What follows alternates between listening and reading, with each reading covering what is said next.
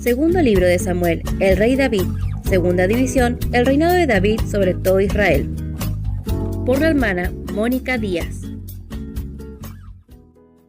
El rey David, estudios en el segundo libro de Samuel.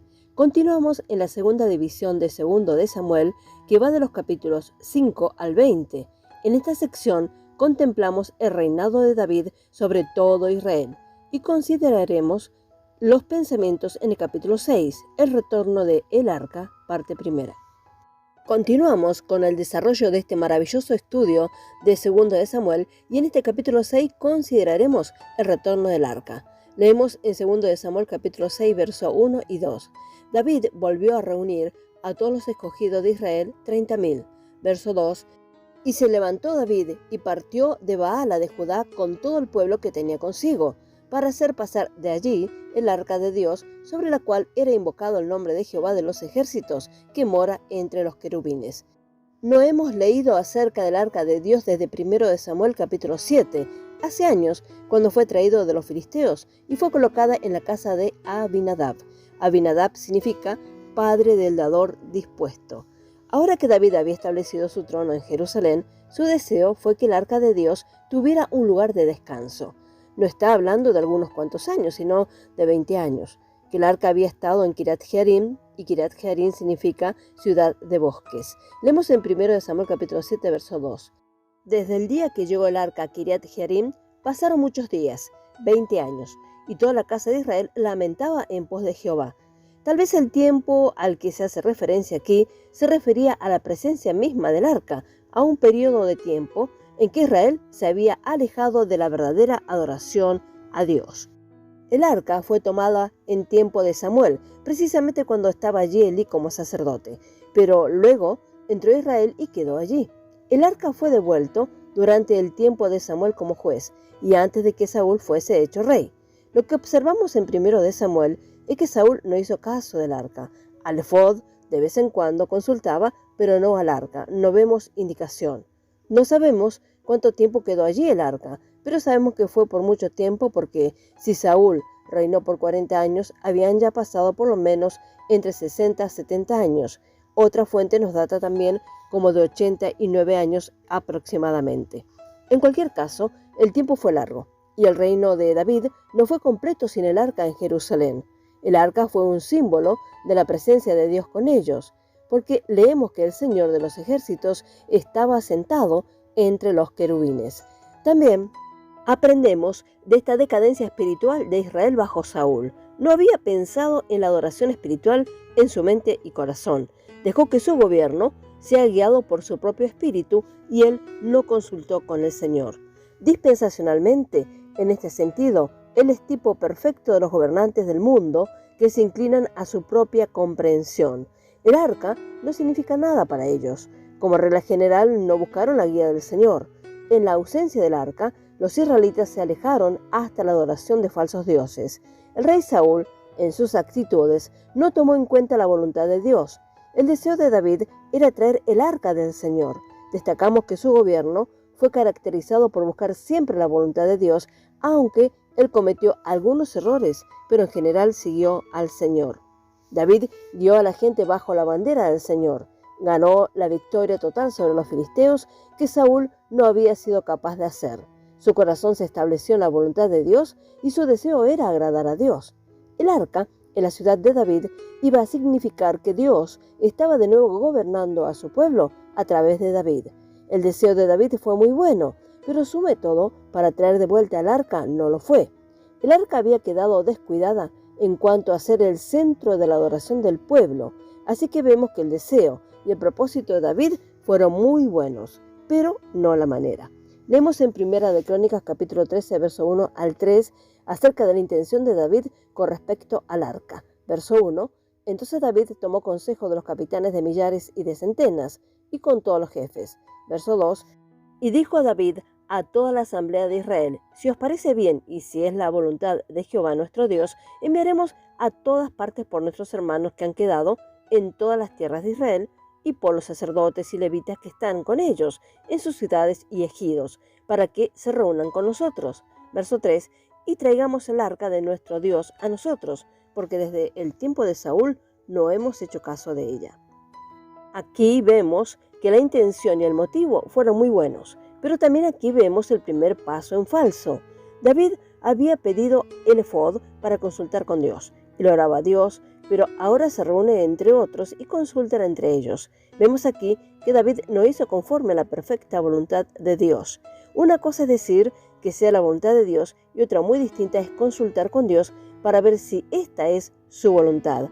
Es como sostener que algo es la voluntad de Dios simplemente porque tal cosa es lo que queremos hacer. Así como David, aunque lo que él quiso no fue nada malo. Leemos en 2 de Samuel capítulo 6, verso 3. Pusieron el arca de Dios sobre un carro nuevo y la llevaron de la casa de Abinadab, que estaba en el collado, y Usa y Ahío, hijos de Abinadab, guiaban el carro nuevo. Al referirse de nuevo a 1 de Samuel capítulo 6, vemos que Dios permitió a los filisteos devolver el arca sobre un carro nuevo tirado por 2 bueyes. Los filisteos lo hicieron y todo resultó muy bien, sin problemas, y ésta llegó sola, pero no resultó para Israel.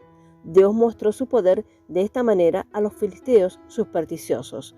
Los bueyes llevaron el arca a su lugar de descanso en la casa de Abinadab. Los filisteos no tenían ninguna parte con Israel en su relación con Dios, por lo que no habría ocasionado nada inapropiado para ellos llevar el arca de Dios de acuerdo a las instrucciones que Dios había dado a los sacerdotes de Israel. Pero también vemos que el arca en medio de ellos produjo efectos contrarios, por ello la hicieron salir de su medio. Pero para con Israel fue muy distinto. Ellos tenían instrucciones precisas de cómo debía ser transportada el arca y no podría ser de cualquier manera.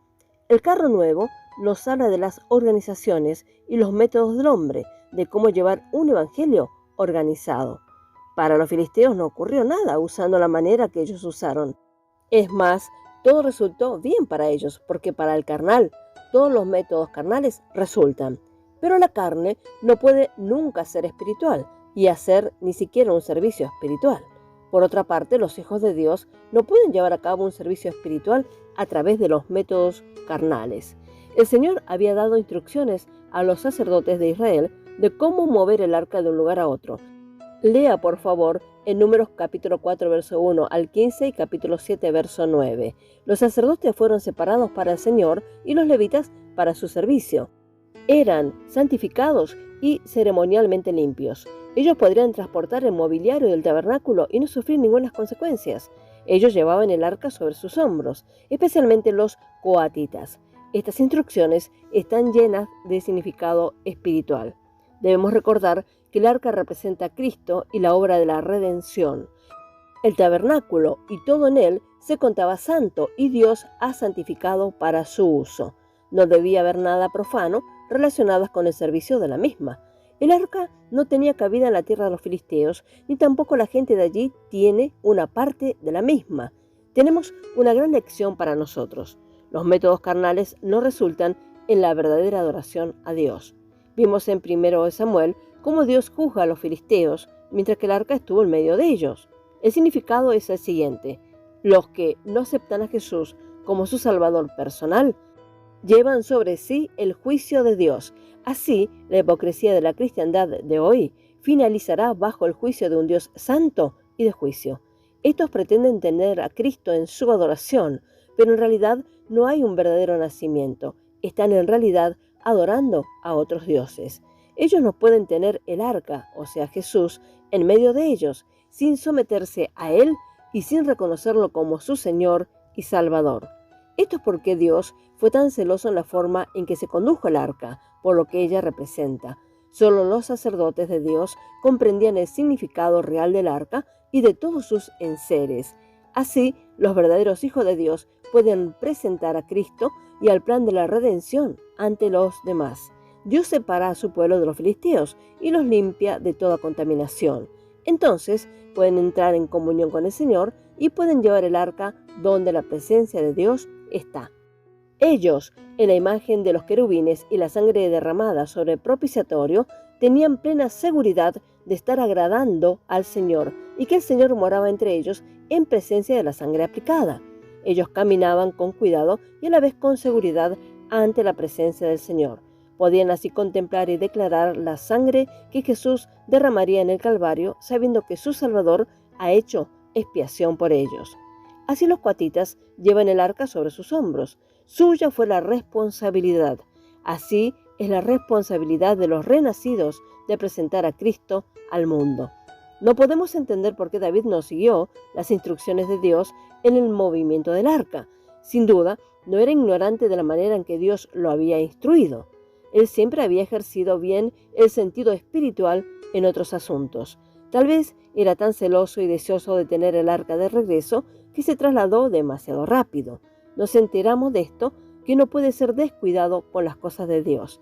Si el Señor guardaba la adoración simbólica tan celosamente, piense de su actitud hacia la realidad. La gente hace como que no se dan cuenta de la importancia de la verdadera adoración. Sienten que como siempre han tenido una forma de adoración, Dios lo va a aceptar. Jesús dijo: Dios es espíritu y los que le adoran deben adorarlo en espíritu y en verdad. Juan capítulo 4, verso 24. Esto cierra la puerta a toda adoración hipócrita y falsa. Un pecador no puede adorar a Dios, no importa el ritual que pueda emplear. El creyente carnal no puede adorar a Dios en espíritu de una manera eficaz, a menos que sea sobre la base de la verdad. Vemos aquí un cambio de manera habitual de la acción de David. Leemos: con David se reunieron todos los hombres escogidos de Israel, y David se levantó y se fue con todo el pueblo. Segundo de Samuel capítulo 6, verso 1 y 2. No leímos que haya consultado al Señor en primer lugar. Parece que él consultó con todo el mundo, pero no con el Señor. Ha sido un carro nuevo. Pusieron el arca y la han hecho andar sobre el carro nuevo. Dios no estaba dirigiendo esta iniciativa. Todo fue una idea dirigida por el hombre, todo con un propósito. Cuando Usa extendió la mano para ayudar al arca, fue demasiado. Dios lo hirió en su último acto y allí Usa murió por el arca de Dios. Vemos que Usa no sabía la verdadera importancia del arca. Usa sintió el peso de la sentencia. David se siente herido y aparentemente confundido. Segundo de Samuel capítulo 6, verso 9 leemos, que nos dice que David no había estado en la voluntad de Dios. Y David tuvo miedo del Señor ese día y dijo: ¿cómo será que el arca del Señor venga a mí? Esta no fue la actitud habitual de David hacia el Señor. Nunca tuvo miedo del Señor. Cuando él estaba en problemas, fue al Señor. Cuando no pudo, buscó al Señor. Esto demuestra que cuando los hijos de Dios se mueven fuera de la voluntad de Dios, no tienen perfecta comunión con Él. Si no hemos solicitado el consejo de Dios, ni le buscamos con sinceridad y nos movemos fuera de la voluntad de Dios, no podemos esperar que Dios apruebe lo que estamos haciendo. Usa significa fortalecido o fuerza, y nos habla de la fuerza carnal. Estos son puntos que debemos tener en cuenta y no pasar por alto en la adoración alta y sublime a nuestro Padre Celestial. El Señor sigue arrojando luz para la clara comprensión de su palabra, para la gloria de su nombre. El Señor bendiga ricamente a cada uno con abundancia. Amén.